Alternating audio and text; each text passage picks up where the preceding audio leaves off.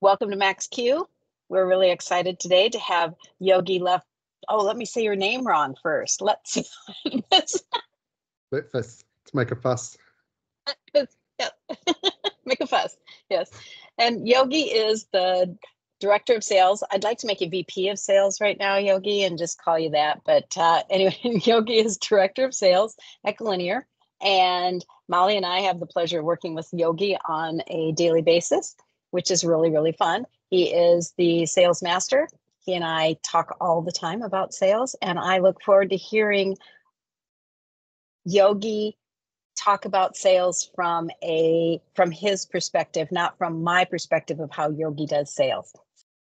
Well, and I know, Yogi, you and I think alike in that sometimes the best thing to do is to pick up the phone and just call someone. Yep. You know, with technology is, we talked about not always maybe using the latest technology, or in Andrew's talk, we talked about he did suggest you use the latest technology for certain tools. But I think in sales, you're absolutely right that getting back to the basics, and sometimes it really is just picking up the phone and that old fashioned do the hardest phone call first, and then the rest of them are easy for the rest of the day. But Yep. no, and so that's kind of one of my tips. What would be one of your tips to what encourages you to just do that? Well, I like meeting new people and I like learning.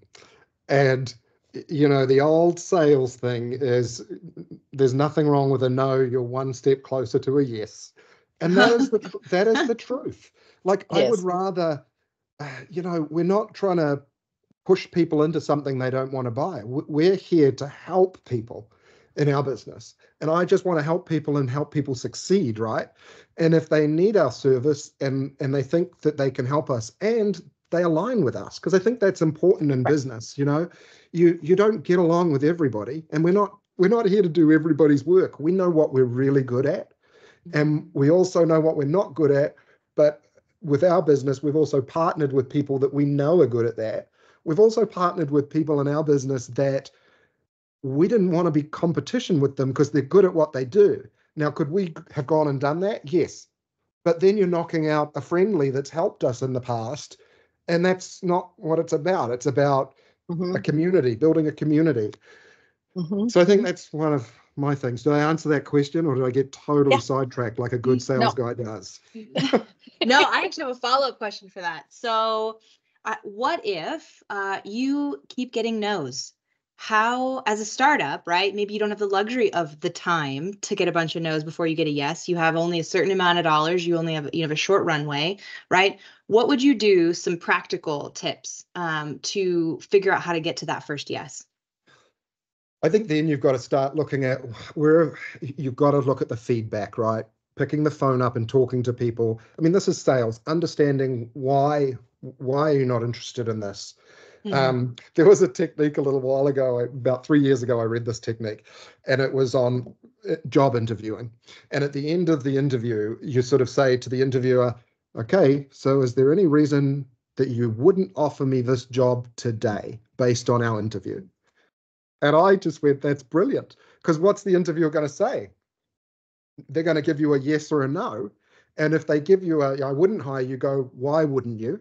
And you can then address those issues and say, have I put your concerns to rest? And then you can see where I'm going with this. Then you can dig and go, well, is there any reason now that you wouldn't offer me this job today? And I think it's the same when you're selling to someone. It's like, is my product what you are looking for? And asking those questions. And if it's not, analyze it. I think sometimes too, on the journey of a startup, the product that you have in mind in the end might not be what people need to start with. Oh, that's a good and call a lot of the times they might go, oh, it's too much. I just need this part of it. Well, to me, that's your hook. You go, okay, let's do a starting here. Let's get in, because that's how you can prove your product and you can develop it to where you want to. But sometimes, and nobody wants to hear this, sometimes you got to turn that switch back a bit, right? And go, okay, I overshot the mark here. This is what they want. I'm going to concentrate on this. And then this will allow me for the money to start flowing in so that I can start building out to where I want. But Also, you got to listen, because if there's no one to buy the what you think was going to be great, then you got no customers. So you've Right. got to listen and adjust, right? Mm-hmm. No, that's a good answer. And I know we're going to run short on time, so I want Anne to ask her favorite question, which is always, I think, really interesting. So go ahead, Anne. This is our final question is, what book are you reading? It can be a kid's book Oh, if you're reading to your kids at night. That's my Yeah. answer right now. My kids are 2 and 5. That's where we are in life. yeah, So that's well, I okay. am reading the Spy School series. Thatcher and I are reading that every night, and it's become a little Nice. bit of a every time we finish one, I order the next one, and we're on the last one right now, Spy School North, I think it is. And my wife's like, "There's all these other books," and I'm like, "Oh, we're not interrupting the series." So I would say that is the book that I'm reading, with a 5 and an 8-year-old. That's it. I will also tell you that I have a stack of books beside my bed, and most of them are business or sales related, which is good to send you to sleep at night for some people, but I find them exciting. I will say this, with a lot of those books, everything you read like that, someone's written it to make some money.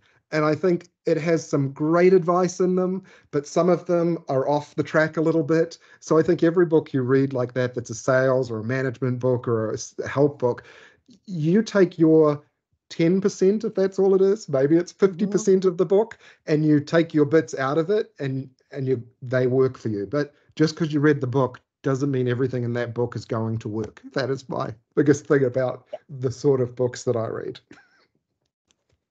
Good answer. Well, Yogi, thanks so much. This is really fun. Yes. And we'll see you tomorrow at work.